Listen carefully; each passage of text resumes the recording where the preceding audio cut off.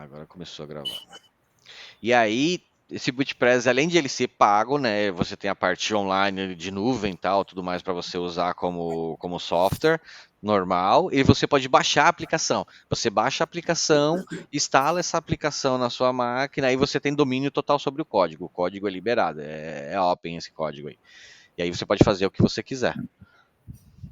Entendi. Aí você, lá no caso do município aí, você instalou esse BootPress no site da prefeitura ou lá Não, na. sobe um serviço, você sobe um serviço com ele vira um serviço.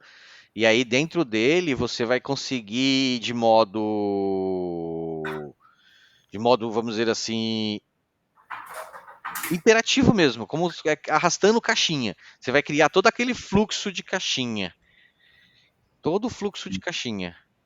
Aí você vai Uhum. criando todo esse fluxo, linha a linha, e aí você vai dizendo, ó, a informação chegou dessa maneira. Quando a informação chegar assim, o assado segue para a caixinha tal, caixinha Y, vai tomando decisões.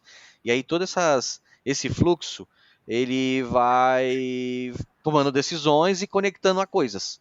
Então, tudo que tiver, você pode usar o webhook, né, para fazer chamadas. Então, você pode chamar serviços ou APIs para poder consumir algo. Então, dessa forma, você consegue integrar várias tecnologias e canais de informações diferentes. Então, qualquer tipo de canal, e-mail, não é só chat não. Por exemplo, imagine uma caixa de e-mail que você vai colocar, vai integrar aqui, aí esse motor ele vai começar a ler esses e-mails. Então, dependendo do e-mail, ele vai direcionar essa informação. Ele vai ler o conteúdo do e-mail e mandar essa informação para a pessoa correta, por exemplo. Entendeu? Ah, Nossa, muito João, show. tô falando João, Francisco e não sei quem. Ele manda para as 3 pessoas um alerta, ó, fala, ó, tem na caixa de e-mail falando sobre isso, isso e isso, integrado, por exemplo. Imagine com inteligência artificial, né? Aí você pode colocar lá um pequeno prompt, leia esse e-mail, identifique as pessoas relacionadas, mande um alerta para todo mundo que tem um e-mail, já com resumo da informação. Se for uma solicitação de reunião, já pré-agende uma reunião para todos confirmarem. Essas coisas assim, tem um documento anexado, esse documento, por exemplo, é uma receita, o Francisco está pedindo um remédio no X, então aí ele pode ler esse e-mail, pegar esse anexo, ver que é uma receita, olhar qual é a receita, né? Porque a inteligência artificial hoje consegue ler o arquivo, então ele lê lá e fala, ó, é o remédio X. Então pega esse remédio X, tem no nosso estoque lá da nossa farmácia? Não, não tem. Então verifica se tem dinheiro no caixa lá, porque tem 5 mil reais na prefeitura que pode usar para isso de modo esporádico, né? Para remédios que não estão lá, são remédios controlados e tudo mais. Verifica se tem esse dinheiro liberado, se não gastaram, tá lá, beleza, já manda para a farmácia que tá que tem uma farmácia que ela ganha licitação da prefeitura lá na região para poder receber, liberar esses remédios. Aí já manda o dinheiro para a farmácia já libera o motoboy para entregar esse produto pro cara lá, né, pro Francisco que pediu via e-mail. Entendeu? Pode ser via WhatsApp, pode ser via Instagram. O processo da informação é texto, identificar e direcionar. Então o BootPress ele faz isso, ele lê, né? Na verdade, ele vai ler, ele é burro, ele não vai entender. Aí você tem todas essas conexões, né? O OpenAI, por exemplo, tem uma conexão consegue lá liberar a API, aí o LLM pega, lê essa API, faz o que tem que fazer e direciona para quem tem que direcionar. Aí pode ser Instagram, Messenger, pode ser um chatzinho no seu site. Você pode criar um aplicativo, né? Tipo, imagine a prefeitura X, aí você abre o aplicativo, tem lá a mensagem, você já entra na mensagem e começa a conversar com a prefeitura. Que aí vai ser tudo através desse cara. É um canal único onde ele vai tratar todas as entradas. Isso todas as entradas Nossa. mesmo. Pode ser até ligação. Se você imaginar, por exemplo, tem uma empresa. Caramba, eu esqueci o nome dela, que era da UOL. É a hospedagem da UOL. Ela tem uns provedores de voz que é muito legal, que é aqueles que você liga e já fala: Oi, tudo bem? Você vai conversando com uma atendente virtual. É muito legalzinho. Então, ele é programável e pode ser uma atendente desse tipo e redirecionar para cá. pode ser via fala no WhatsApp, o OpenAI entende, pode ser no Trello, por exemplo, imagine no Trello conectado aqui, então a gente está trabalhando com o Trello lá na prefeitura e vamos organizar as atividades de cada setor através do Trello, por exemplo. O próprio LLM aqui, o BotPress, né?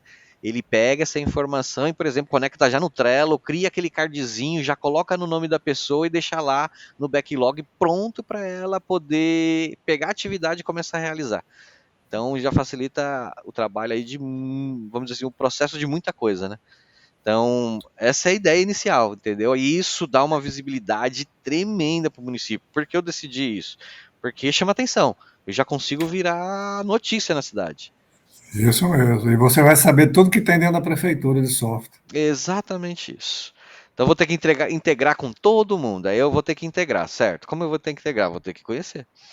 E aí eu vou É. ter já portas abertas dentro da prefeitura, vou conhecer todos os módulos, tudo mais. Querendo ou não, o banco de dados que eu estou integrando com ele é o do E-Cidade.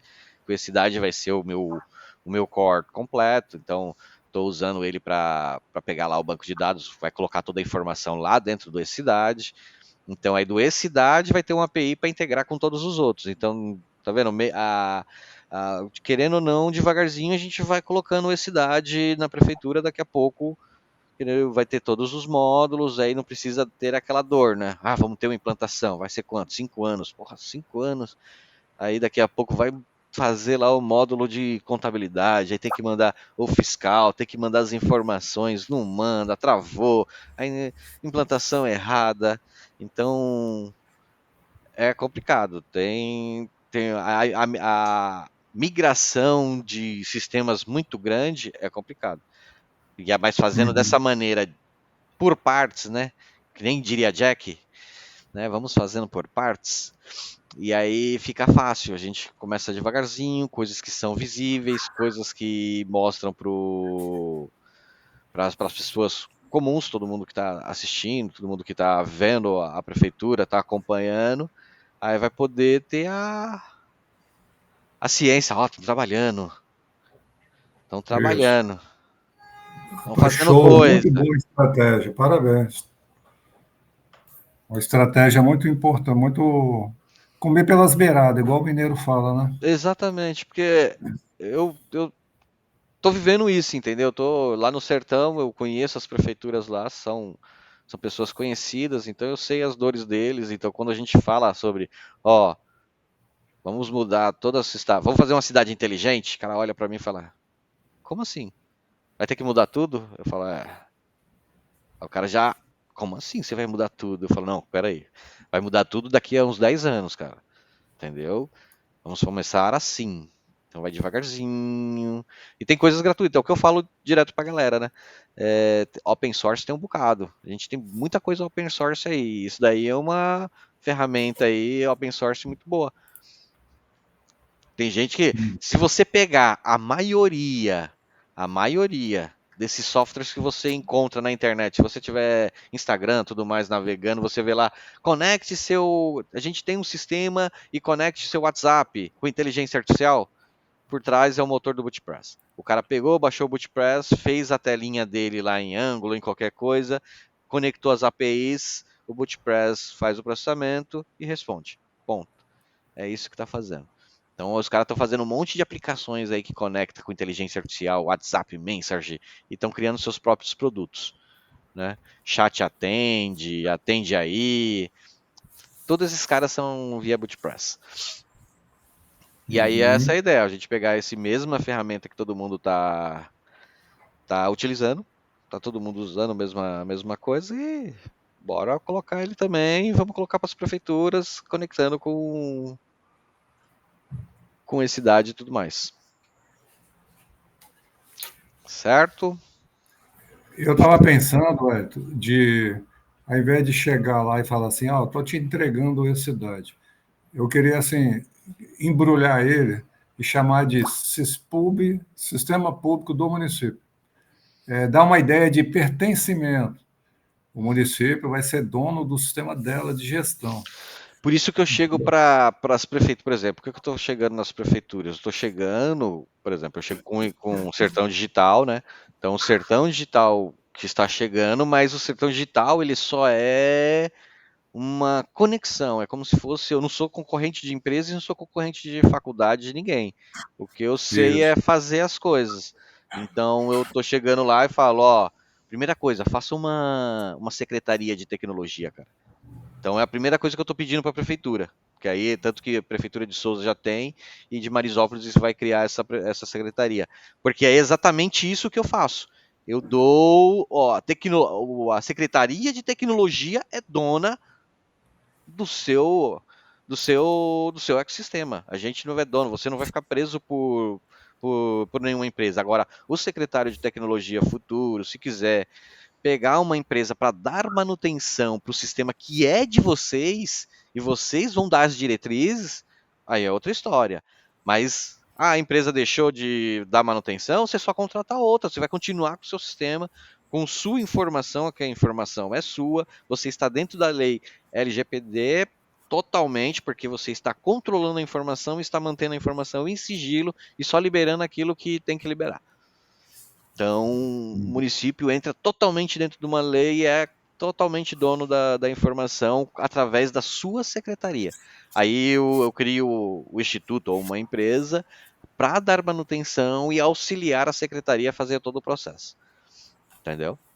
Mas quem é Uhum. dono é a secretaria.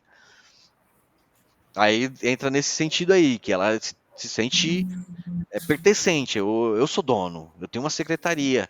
E as prefeituras adoram criar uma secretaria, né? É, Então, ela vai ter uma secretaria. E essa secretaria, vamos dizer assim, rica. É uma secretaria que vai ser muito rica. Eu conversando com alguns secretários já desse setor, né, de tecnologia e informação, vai ser a secretaria mais rica dentro do município, ganhando de saúde e educação. Vai ter isso mais eu, dinheiro do que educação e tecnologia e saúde. Isso é certeza. Os caras estão olhando isso e vendo o que está acontecendo de cima para baixo. Então, que ótimo, é muito bom, né? então isso aí é um bom ponto para apresentar para eles. Então eu creio que isso é um modo de chegar nas prefeituras, até mesmo para não bagunçar o que já existe. Né? Você tem que ir com Uhum. cuidado, que é a brincadeira de palitinho, né? Você tem que tirar um de cada vez para não mexer nenhum no outro. Vai estar tudo um em Sim, cima do outro. Se mexer no de baixo, derruba tudo. sim, tá certo. Então, é mais ou menos essa brincadeira. Mas e o recurso para essa secretaria de TI aí vai vir da onde? Você falou que vai vir da educação? Pode vir de vários. Não, já tem. Se você for abrindo a secretaria, a prefeitura mostrando isso daí, vamos dizer assim, a prefeitura criando a secretaria, ela já pode fazer um cadastro. A prefeitura chegando tem um cadastro. Depois eu até compartilho com vocês, que é dos municípios tecnológicos. Qual é o avanço dos municípios tecnológicos? E aí, quando chegar nisso daí, por exemplo, quando os municípios chegar nesse questão de site lá da tecnologia, do MTI lá, eles entram no site do MTI, faz o cadastro, diz que tem uma secretaria, ele já tem uma lista de financiamentos que eles podem ir atrás. Já é liberado. Só em fazer o cadastro. O cara não precisa fazer mais nada na prefeitura. É só fazer o cadastro lá na central da prefeitura, começar a mostrar os indicadores e colocar os indicadores deles, vai começar a liberar financiamento e dinheiro do Ministério de Tecnologia. As prefeituras não estão fazendo isso, pô. Mas isso é para qualquer município do Brasil? Qualquer um. Tá no GovBR. Na Hum, trilha dos 10 passos lá. Tem uma trilha que o GovBR coloca, que é a linha dos 10 passos. Entendeu? Se ele fazendo os 10 passos, aí você aplicando esses 10 passos, lá tem um mostrando que é exatamente isso, entendeu? Ó, você se cadastrando nesse lugar. Também tem uma Frente Nacional de Prefeitos e Prefeitas. Tem um sim. portal que eles explicam isso lá também. Tem uma convenção de prefeitos e prefeitas lá uma palestra para os prefeitos e prefeitas para eles se cadastrar, para eles começarem a receber de onde eles podem pegar esse dinheiro de tecnologia. Uhum. Lá eles já vão se cadastrar e vai começar a liberar lá no site mesmo. Eles vão olhar lá, ó, tem dinheiro para fazer isso. Por exemplo, Conecta Brasil. Tem dinheiro do Ministério do Federal lá para fazer internet pública no município. Tá lá, tá o dinheiro lá, é o Conecta Brasil. Entendeu? Ele só precisa se cadastrar e mandar o projeto. Só isso. O dinheiro vem. Eu achei aqui, ó, GovBR, 10 passos para transformação digital em estados e municípios. É esse aí. Eu vou ler depois. Seguindo esses. O meu projeto, o Sertão Digital, foi baseado nesses 10 passos. Entendeu? Eu fui baseando mais ou menos nesses 10 passos aí, porque o que eu vejo nos municípios, existe já, o governo federal deu assim, ó, tem aqui os 10 passos e os exemplos. Só que, como eu posso dizer, falta gente especializada, até mesmo conhecimento técnico e funcional para aplicar isso nos municípios. Imagino. Entendeu? Verdade. Existe já um plano, existe uma coisa, assim, eu não estou inventando nada, assim, o Sertão Digital foi uma coisa que eu sonhei, não, eu estudei aí o GovBR, vi como eles fizeram, falei, caramba, vou fazer no município. Quando eu cheguei lá, vou fazer no município, os caras não sabem nada, ninguém sabe nada. Você vai perguntando para os outros municípios, até grande, também ninguém entende nada, ninguém sabe direitinho como funciona esses 10 passos. Aí eu falo, É porque caramba, o TI das prefeituras é um rapazinho de segundo grau só. exato. Não sei, além disso, ainda falta mais preparo, por exemplo, secretários. Muitas vezes o secretário ele tem que ter o conhecimento daquela área. Mas não, aí pega o cara porque é conveniência política. É. Né? Eu vou colocar ali secretário, porque tem que dar um salário ali de 7, 8 mil para aquele cara, porque ele vai sustentar uma família que tem 10, 12 votos. E é assim que funciona nos municípios pequenos. Infelizmente, ainda é assim, isso está mudando com a tecnologia. Isso vai mudar com a tecnologia. Tanto que o Uhum. prefeito coronel acabou. Existe ainda, eu não vou falar que acabou 100%, porque eu conheço ainda cidades que têm aquele coronelismo. Prefeito que está lá ainda há 30 anos, 40 anos. Conheço ainda cidades que são assim, são o único prefeito que está lá. Lógico, ele vai tira um, coloca outro, tira um, coloca outro, depois é ele, vai nessa brincadeira, mas ainda existe e acontece. Então isso existe ainda. Mas a nova geração, essa nova galera que está vindo, está mudando. Está mudando bastante as coisas, estão colocando gente mais especializadas nas secretarias. Eu já conheço, pô, pessoas mestradas em educação, pessoas médicos na saúde. Eu falei, caramba, que legal, tô colocando gente especializada nos setores que deveriam estar. E aí, tanto que dá uma mudança geral no contexto da prefeitura, né? A prefeitura muda a cara dela, muda como trabalhar, porque o cara é do meio. Até o recurso ele sabe como o que procurar, né? Não é aonde procurar, mas o que procurar. Né? Por exemplo, como eu dei o exemplo aqui, a gente cria aí uma secretaria, como você falou, onde vem o recurso? Criamos a Secretaria de Tecnologia. O cara não sabe, às vezes, que tem lá o Conecta Brasil do Ministério Público, do Ministério de Tecnologia, de Ciência, Tecnologia e Inovação. Tem lá o Conecta Brasil, que libera um dinheirão tremendo para você fazer internet pública na sua cidade. Internet livre, conexões de internet, até criar tecnologia nova, por exemplo. Não quero ficar passando cabo na minha cidade toda de novo, mais cabo. Não, a gente pode usar a rede elétrica. Dá para transmitir dados por rede elétrica. Uhum. Tanto que a questão de olho vivo, né, das cidades vai ser por rede elétrica. A gente está vendo como conectar câmeras e receber no servidor através de rede elétrica. Não precisa puxar cabo, não. A prefeitura não tem que gastar dinheiro mais com coisas, não. É só conectar na rede elétrica aí, você vai absorver esses dados. Então, esse tipo de tecnologia, esse tipo de aplicações que a gente vai poder levar e começar devagarzinho, incrementando e correndo atrás de recurso, que aí tem onde buscar o recurso, tem. A pessoa só precisa ir atrás. A secretaria Até esse é um dos motivos que o Sertão Digital é uma instituição e não uma empresa. Porque fica muito mais fácil de a gente conseguir doações e fica muito mais fácil de conseguir se vincular a uma prefeitura e conseguir esses recursos dos ministérios para as prefeituras para poder auxiliar, né, a gente poder também ter isso. Né?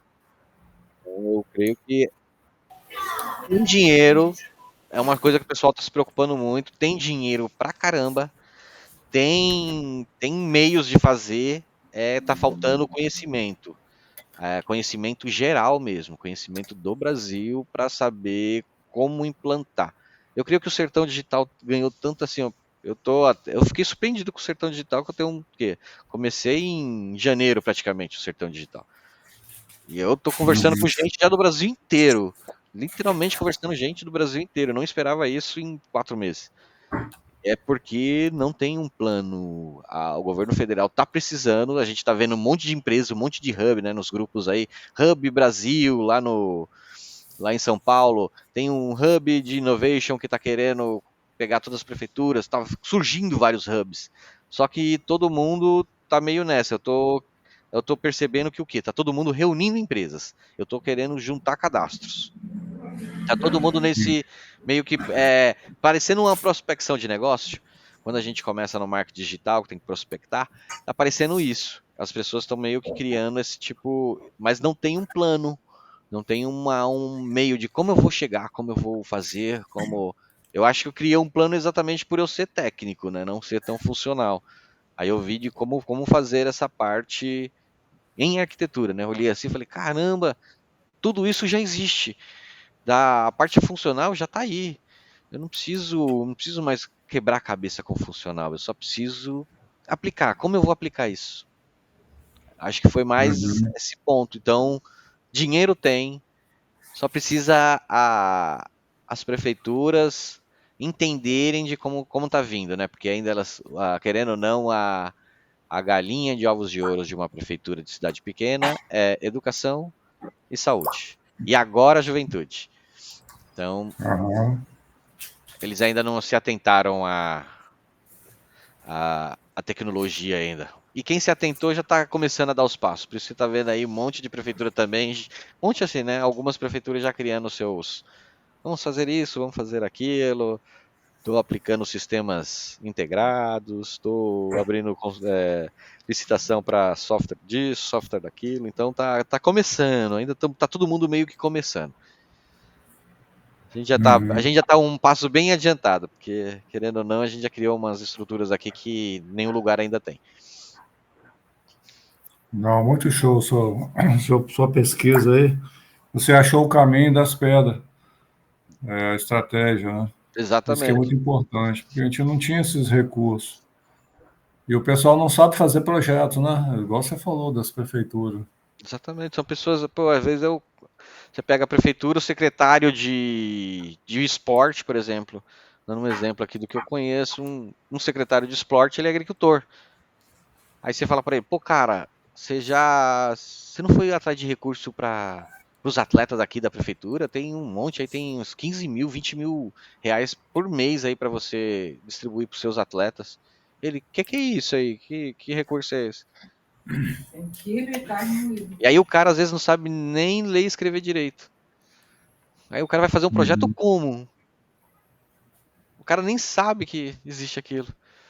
Aí fala, caramba, o tanto de dinheiro que o município tá deixando. Na verdade não é o município, né? A população. Porque tem atletas lá que poderiam estar com essa bolsa atleta, que é do governo federal, e não tá tendo porque o secretário não tem esse conhecimento. Só foi uma questão política mesmo. Quem tá compartilhando a tela? Suelen. Não sou eu, não. Tava ouvindo aqui e caramba, realmente, vocês estão falando tem total sentido.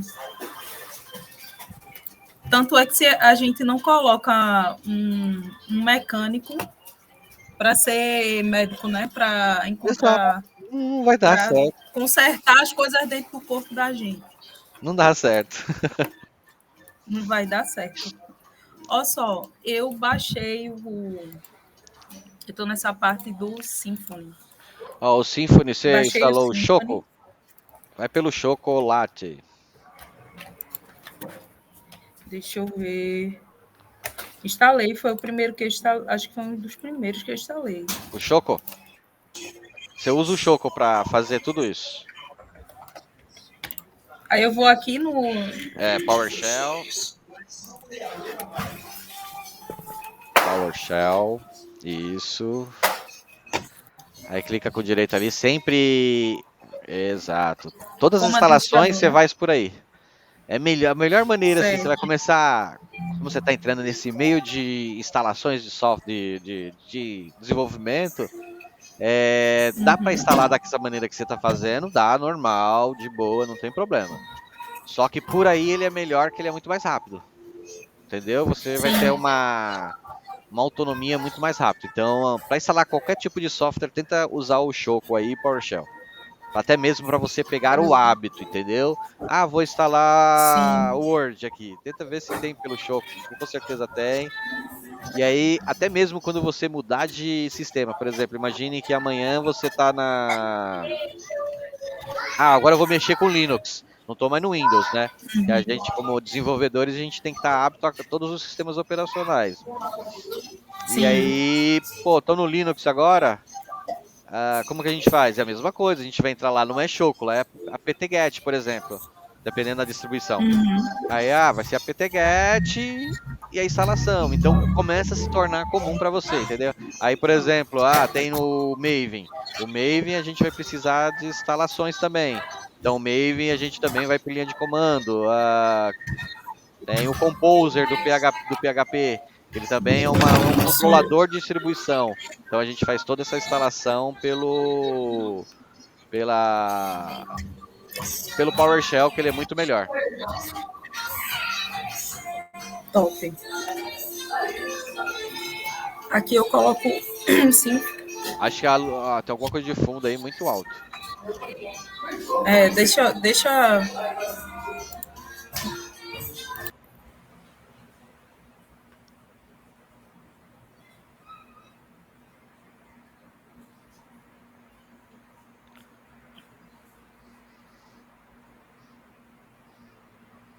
Uma outra coisa que eu percebi aqui eu não usava muito o Meeting, né? Esse Meeting do Jitsi. Melhorou? Melhorou.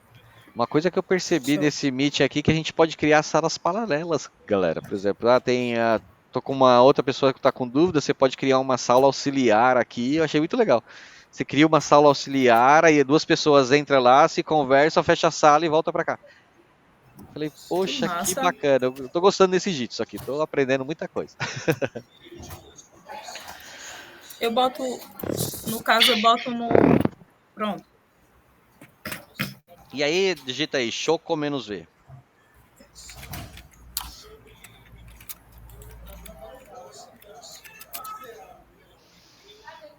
Só para ver se está instalado aí. Tá certinho. Acho que tá, porque mostrou algumas coisas que você fez. Tá certo. Aí você vai lá no manual, vai ter a sequência lá, vê lá como tá o comando no manual mesmo. Você fala Vai lá no Trello. Aquele arquivo que o Elson tava abrindo, tava aberto? No Trello mesmo. Cadê o seu Trello? Lá no começo da página. No começo da página tem um doc. Sobe. Cadê o seu? Pode abrir o seu mesmo. Cadê o seu?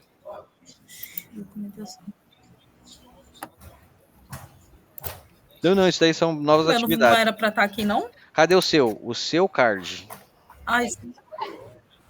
O meu card é esse aqui. Beleza, abre ele. Aí, ó, manual de instalação.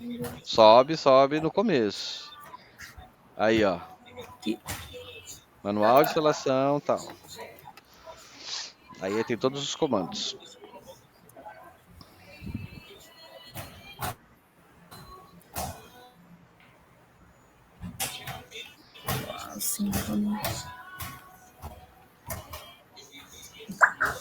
Aí tem tudo o que você precisa instalar aí. Pode seguir esse carinha aí, ó. Symfony CLI.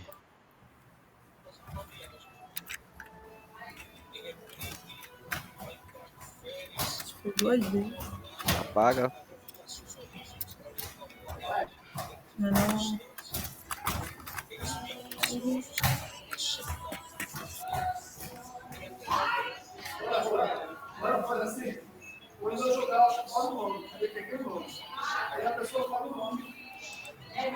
Sempre há. Coloca o A, né? Sempre há.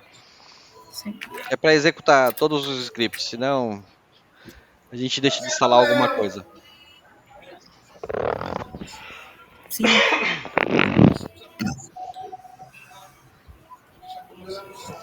Enquanto ela vai instalando, eu vou falando sobre outras coisinhas também, que a gente vai ser os próximos passos aqui.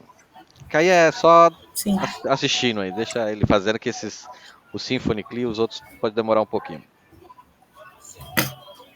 Já instalou, aí vai pro próximo. Que aí é Choco, não lembro qual é o próximo lá do seu card. E aí seu Symfony verifica que está Verifica a instalado. instalação. Aí seguindo esse daí que dá certo.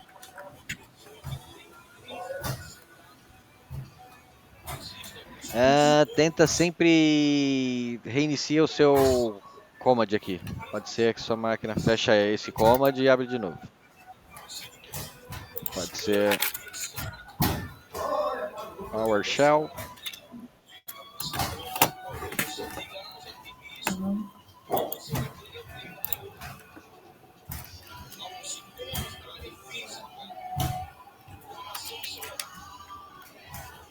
Tá vendo? Alguma coisa aí de segurança pode estar na sua máquina que ele vai ter que sempre dar fechada para ir abrir de novo para o comando funcionar. Para ele poder entender. Reconhecer. Isso. Aí vai para os próximos. Postgres vai seguindo a instalação. Tá vendo aí? Ó, todos têm o Choco, o install e já tem tudo prontinho. É só copiar e colar. Alguém alterou isso daqui ou não? Ou já tava assim? Não, esse daí não dá para alterar não. A gente vai começar a mudar esse cara. É isso que eu vou começar a explicar hoje. A gente vai começar a alterar esse cara para mandar ele pro Git.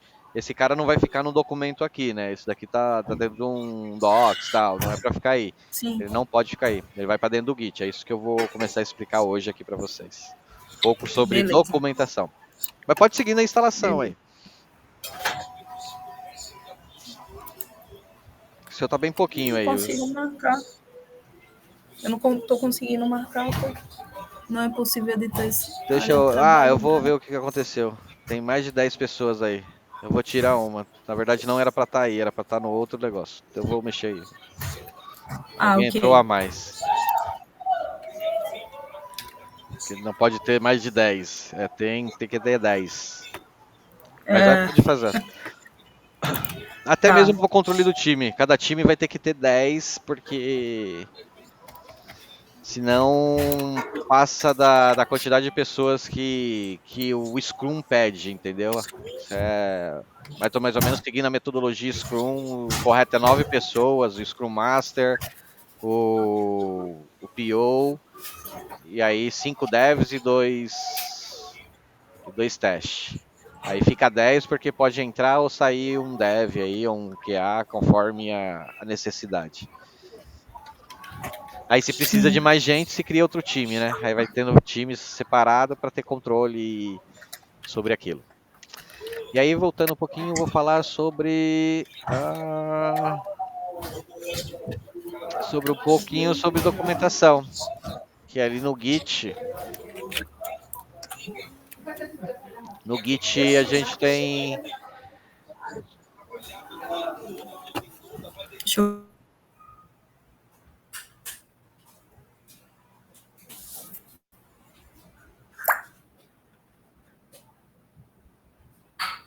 Eu coloquei o seu mudo aqui, só rapidinho.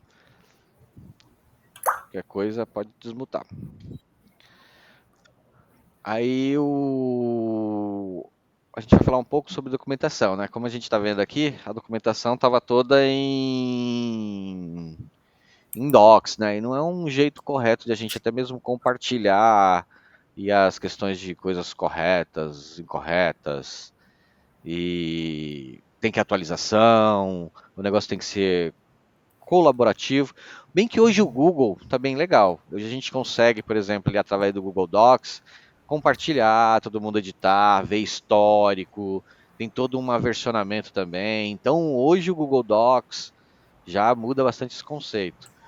Mas isso é bom para uma empresa interna, talvez alguma coisa, a empresa fosse fechada, todo mundo aqui trabalhasse, os e-mails corporativos fosse tudo dentro do Gmail, aí fosse usar toda a plataforma Google, toda a infraestrutura para poder controlar e organizar o projeto, aí seria interessante a gente estar usando o Google Docs, as ferramentas que o Google compartilha, né? Porque aí dentro do meio empresarial isso tudo ia ficar compartilhado, ia ficar bem legal. Mas como nós estamos trabalhando com GitHub, uma coisa mais open, mais colaborativo, mais todo mundo, mais povão, então o ideal, né, é sempre ter uma documentação dentro do próprio código. Eu não sei se eu estou compartilhando minha tela, não. Quem está compartilhando? Eu vou roubar um pouco a sua tela, daqui a pouco você pega de volta, tá bom? Então vamos aqui, vou partilhar esse daqui. Então vocês estão vendo aí o meu chat GPT, que eu gosto desse cara. Uma dica aí para vocês, usem bastante inteligência artificial. Porque eu estou falando isso, todas as grandes companhias que eu estou conhecendo estão aplicando, estão colocando, estão fazendo tudo dentro de inteligência artificial. Eu tinha um preconceito com inteligência artificial até um tempo atrás, não utilizava tanto assim. A partir de janeiro, de fevereiro, eu comecei até a pagar o chat GPT. E estou pensando em migrar pro Gemini, né? Porque o cara lê YouTube.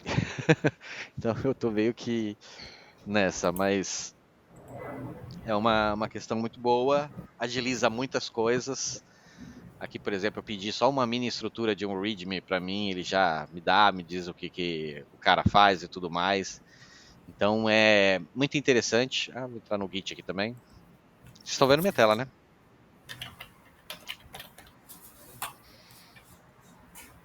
Tô sim, dá pra ver. Beleza.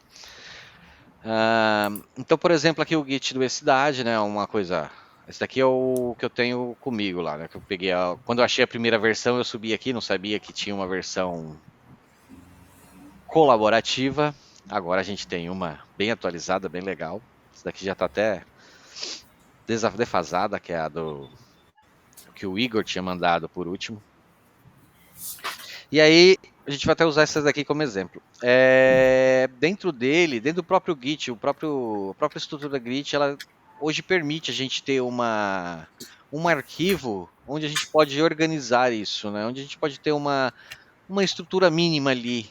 Né? Hoje a gente chama de onboard, né? Essas palavras em inglês estão bem alta, né?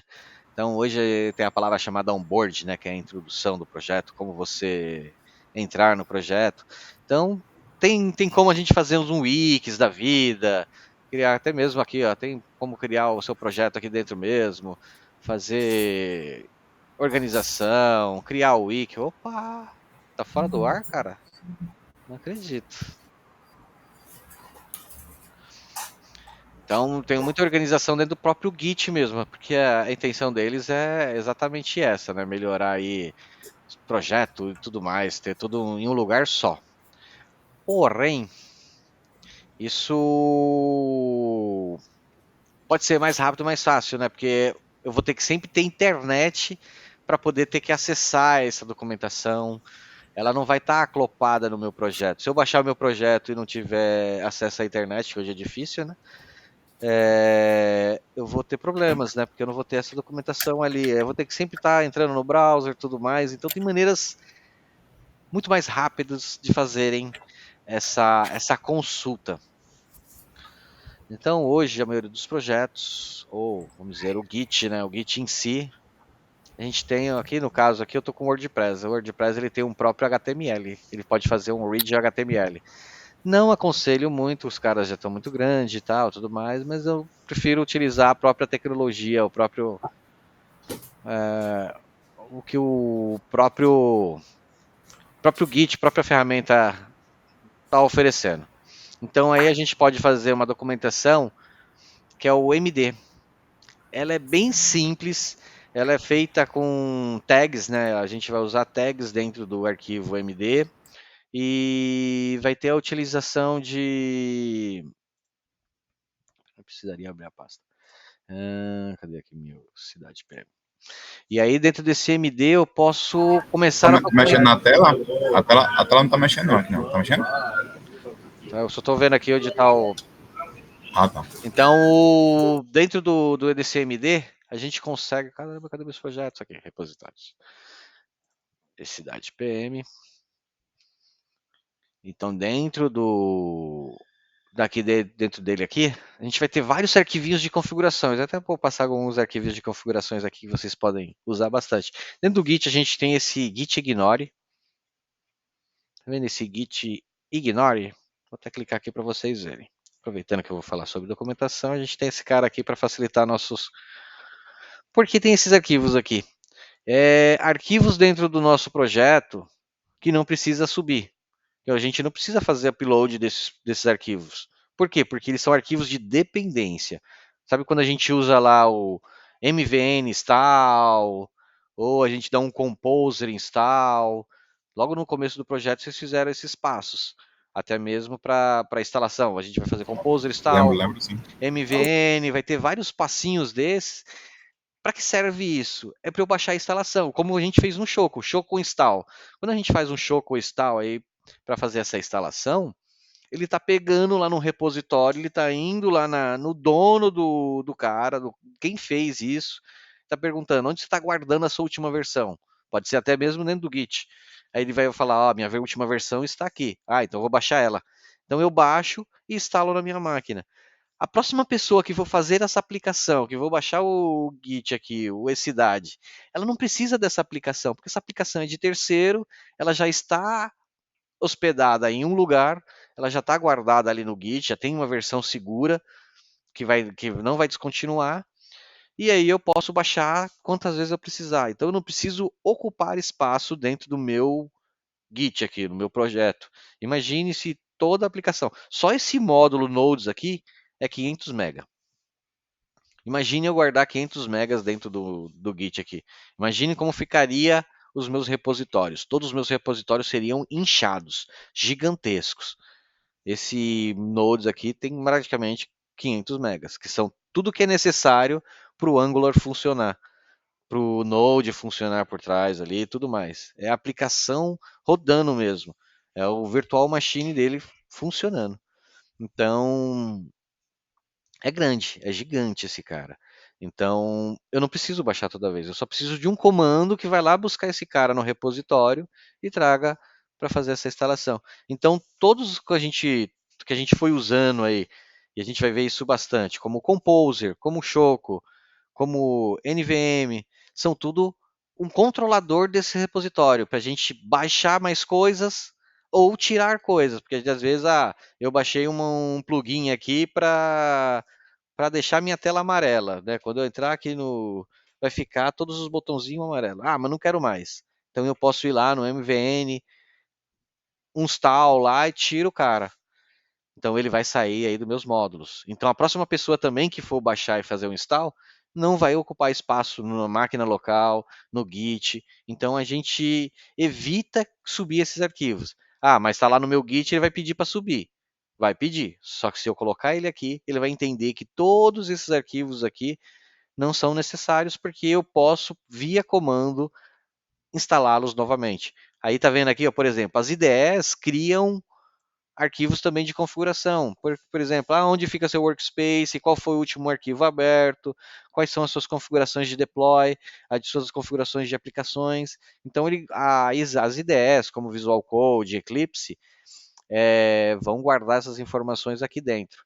Então, eu também não preciso ficar subindo, porque cada máquina vai ter uma configuração, cada máquina vai usar uma ideia diferente. Então, por exemplo, aqui eu estou usando, são configurações globais de IDEs. Aí aqui já tem um específico, a IDE Visual Code. Eu estou usando Visual Code, ele cria tudo isso para mim aqui. As extensões, configurações do meu Visual Code, as tasks, né, que eu fiz aqui para ser executadas, extensões que eu baixei para fazer funcionar. Isso vocês não precisam, porque eu posso estar trabalhando com o projeto Java, PHP, um projeto COBOL com conexão mainframe, e vocês vão baixar essas extensões tudo aqui para quê? Sendo que não é necessário. Então eu evito isso e cada um tem suas aplicações, né? Pode ver aqui, ó, os arquivos NX, os thumbnails que são criados pelo próprio Windows, .angular, arquivos de lock que são configurações locais que são travadas para funcionamento. Então a gente tem esse Git Ninori exatamente para poder evitar que essas aplicações a gente suba coisas desnecessárias para os nossos containers. Ok? Aí aqui tem aqui, ó, por exemplo, Composer Lock, ó, tá errado, tá vendo? O Composer Lock subiu, não era para ter subido. Então, futuramente é o que? Vim aqui apagar o Composer Lock JSON para ele depois. Ele tem um Composer aqui, ó. Esse cara aqui é esse cara. Se eu subir esse daqui e esse daqui, os dois são iguais. Só que esse daqui é para ser executado, esse não. Esse é o que eu vou configurar, vou alterar. E isso acontece com vários. Aqui, ó, Packager Lock. Esses dois subiram, depois esses dois têm que ser apagados. Porque eles são ignorados. E automaticamente, sempre que a gente criar um Git, uma instalação inicial do Git, ele cria esse arquivo aqui, ó, o readme.md. Esse daqui ele foi gerado automaticamente pelo NX. Quando a gente faz uma instalação do NX, ele já gera uma aqui pré. Então vocês estão vendo que ele deixa bem visual. Eu creio que vocês já viram isso bastante, já acessaram bastante Git. Então eu creio que vocês já viram isso de outras aplicações. E isso ele é navegável. O interessante disso é que você pode navegar, criar subpastas aqui de configurações, deixar instalações, instalação inicial, como criar usuário. Então a gente vai fazer tudo isso através disso daqui. Isso é interessante para a gente, por quê? Todos os projetos que a gente faz hoje em dia, a gente faz uma documentação inicial. Se eu abrir aqui os projetos Itaú, Allianz, Cielo, ou Alelo, qualquer um, ou da Accenture próprios, todos vão ter esses MDs aqui para poder organizar. Se a gente procurar outros também aqui, a gente vai achar dentro do Git vários projetos que tenha bem configuradinho ou bem mal configurado. Então depende muito do pessoal. Eu entrei errado. Não era para vir para cá. Vamos aqui. Aí aqui temos já um modelinho. A gente não vai usar esse, a gente vai sobrescrever esse cara, né? A gente vai fazer a nossa aqui. Então, se parte do princípio que ele sempre tem. Todo mundo vai procurar primeiramente o README. Esse é o arquivo inicial. Também podemos criar um install.md. Mas eu prefiro, aí a gente pode discutir aqui como time, como fica melhor a arquitetura, isso não muda a forma, os dois jeitos estão certos, trabalhar. Uma coisa que a gente vai encontrar bastante na internet aqui, coisas que a gente vai fazer bastante, e às vezes vocês vão ver muita discussão, principalmente quem está ainda na universidade, aí na faculdade, vocês vão ver muita discussão que o cara vai falar, eu programo em PHP. Aí o outro vai falar assim, eu programo em Java. Mas PHP não presta porque é ruim, o cara não faz isso, não faz aquilo, tem uns porquês lá que os caras não gostam. Mas não vou pro Java porque o Java é proprietário, é verboso, tem tudo aqueles negócios. Aí vem o outro lá do Per, vai falar que adora o Per porque o Per é ótimo. Então todo mundo vai ter o seu preferido, né?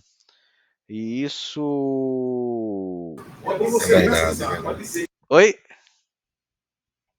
É verdade, cada um tem a sua, onde você se sente melhor, né? Exatamente, é porque, assim, além de uma coisa que eu me sinto, por exemplo, eu sou muito fã do PHP e Java. Por quê? Porque eu domino. Simplesmente por isso que eu defendo, Eu cara. iniciei Java, eu comecei logo no pior, na verdade eu pensei logo da seguinte forma, vou botar a cara em Java, porque Java já é bem mais complexo, bem mais adiantado, e começando por ele já vou ter uma boa base para os outros, entendeu? Agora eu tô vendo Python. Também, Python não gosta de Java não, hein? Não é? Uma briga aí, ó, uma briga que tem, a galera de Python com Java, entendeu? Mas Aham. Python é muito fácil de mexer e tudo mais, parará, papá. Legal, tudo bem. Eu concordo que tem aplicações para Python, tem aplicações para Java. Depende Aham. do contexto, entendeu? Aí, por exemplo, se você pegar grandes empresas que têm alta performance, vão processar milhões de dados por dia, eles vão, dependendo da infraestrutura, vão para Java. Dependendo da infraestrutura, vão para Python. E os dois vão fazer as mesmas coisas. Vão realizar as consultas de 1 milhão de dados por dia. Aí vão falar, o Python é muito mais performático para isso. Depende da infraestrutura que você já tem. Você não vai, a minha programação, vou usar Python. Mas minha infraestrutura não aceita. Se vira. Muda a sua infraestrutura. Não, o cara não vai mudar a infraestrutura. A infraestrutura dele funciona há 20 anos, por exemplo. Ele vai mudar a infra dele para quê? Você que vai ter que adequar a sua linguagem. Você que vai ter que falar do jeito dele, senão ele vai arrumar outro que fala a linguagem da infraestrutura dele. Então, a gente vai ter várias linguagens legais, várias maneiras de fazer a mesma coisa. Então, o cara do Java vai fazer de um jeito, o cara do PHP vai fazer de outra, o cara do Symfony vai fazer o cara do Perl vai fazer de outra. Então, vai ter N maneiras de fazer essa mesma ação. Tem um áudio vazando aí bastante.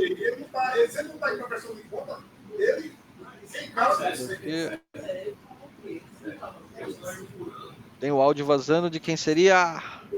Acho que é o meu, peraí. Certo. Foi. Aí vamos voltar aqui. Então aí tem várias maneiras de fazer a mesma coisa, né? A gente vai chegar no mesmo ponto de várias maneiras diferentes. Não significa que está errado, na verdade não está errado, né? Vai ter uma maneira mais bonita de se fazer, vai ter uma maneira mais ogra, só que tudo vão chegar no resultado esperado. O usuário final, ele não vai querer saber se você colocou um if ou se você colocou um case. Entendeu? Ele não sabe, não quer, pouco se importa qual foi o método ali, a forma que você fez aquilo. Ele só sabe que somou e fez aquilo que ele quis. Pronto. 1 mais 1 é 2, saiu 1 mais 1, 2. Ótimo. É isso que ele queria. Se você fez com forma binária, se você fez de... Ele não quer saber disso. Está certo para o usuário final. Pode estar errado, talvez, por um arquiteto, que o cara é estudado em Clean Code, formado em Harvard. Aí ele vai falar que o código poderia ser mais bonito, ser desacoplado e toda aquela infraestrutura. Legal, ótimo, mas está certo do mesmo jeito, não está errado. Só depende da visão.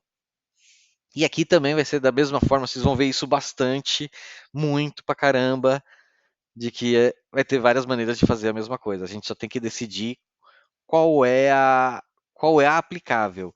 E quando a gente decidir qual é a aplicável, sempre usar aquela.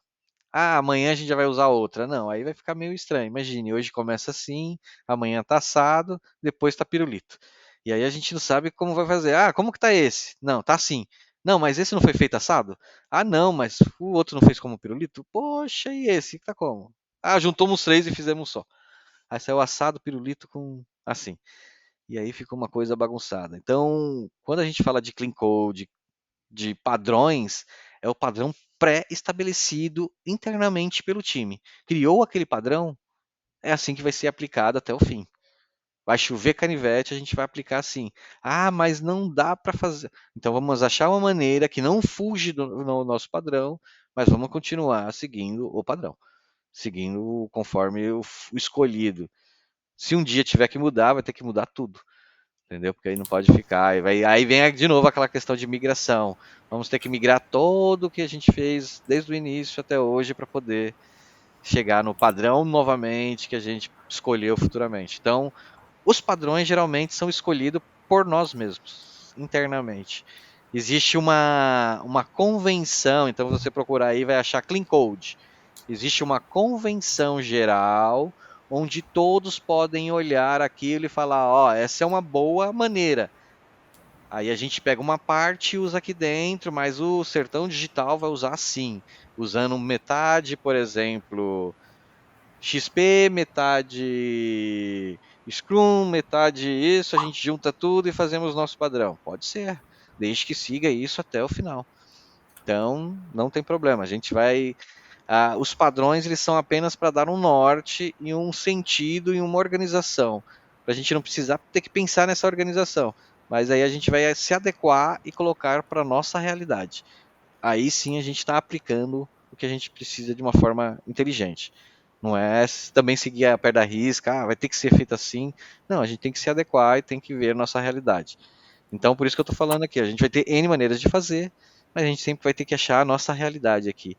Por isso também que o Sertão Digital vai funcionar no Sertão, a gente vai achar em cada região, porque cada região tem o seu dialeto, a sua expressão, a forma de trabalhar, e aí cada comunidade vai trabalhar de uma maneira diferente, mas todas seguindo um fim comum, mas vai ter um padrão de trabalho, um padrão de... O padrão de escrita a gente vai seguir globalmente, né, nacionalmente um só, mas a forma de trabalhar, a forma de organizar, cada time pode trabalhar o seu, mas que desde que o organizacional final seja semelhante ou igual.